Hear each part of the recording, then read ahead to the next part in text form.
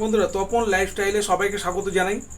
আজকের কুর্তির কলার কিভাবে কাটিং করতে হয় সেটা আমি দেখাবো। আমি এরকম একটা পেপার পেস্টিং নিয়ে নিয়েছি। পেপার পেস্টিংয়ের উপরে কাটিং করে আমি দেখাবো।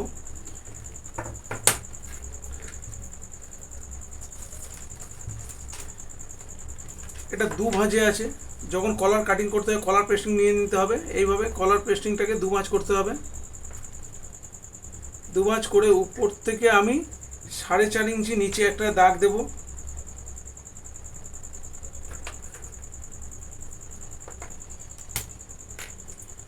সাড়ে 4 ইঞ্চি নিচে একটা দাগ দিয়ে নেব। এইভাবে এটাকে আমি মার্জিন করে নেব। এইভাবে একটা দাগ টেনে নেব।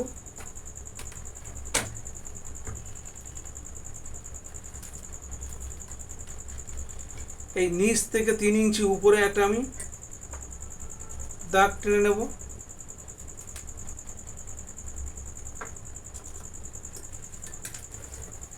এটাকে আমি মার্জিন করে নেব।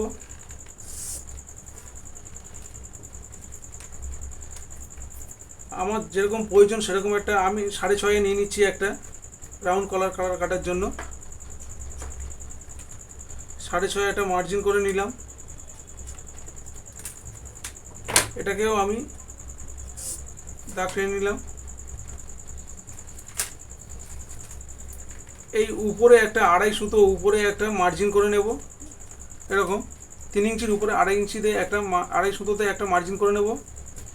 এই কোণ থেকে আমি 1.5 ইঞ্চি 1 ইঞ্চি 2.5 সুতো বা 1.5 ইঞ্চিতে একটা মার্কিং করব।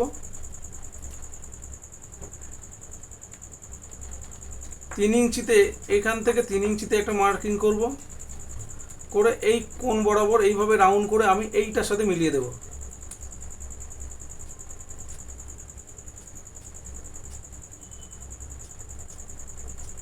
ঠিক এইখান থেকে আমি তুলে এইভাবে এটা মিলিয়ে দিলাম।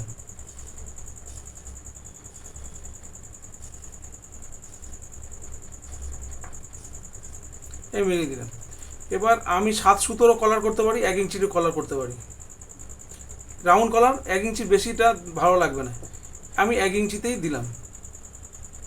1 ইঞ্চিতে এইভাবে একটা মার্কিং করে নিলাম।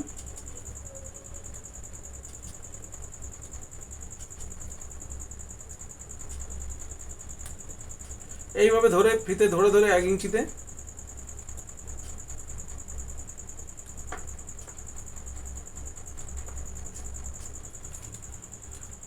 এই দাগটা আমি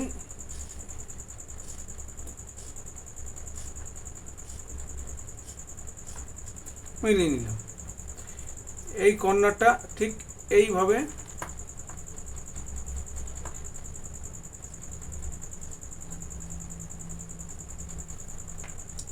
আমি এইভাবে একটা রাউন্ড শেপ দেওয়ার জন্য এইভাবে নিয়ে নিলাম। এবার আমি কলারটাকে কেটে ফেলবো।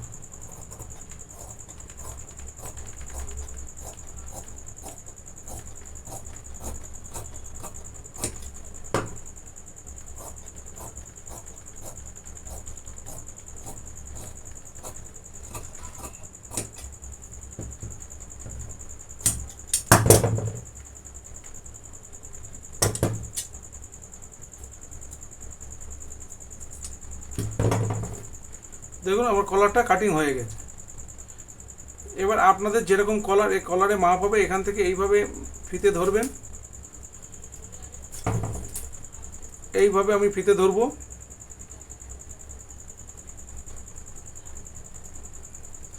ধরে 16 ইঞ্চি আমার কলার হয়, তাহলে আমি 8-এ দাগ দেবো। ডবল ভাজা আছে, 8-এ দাগ দিয়ে এইভাবে রাউন্ড দিয়ে কেটে দেবো। যদি 18 হয় 9-এ করবো। আমার এটা 18 কলার হয়েছে। কলারটা আমার কাটিং হয়ে গেছে।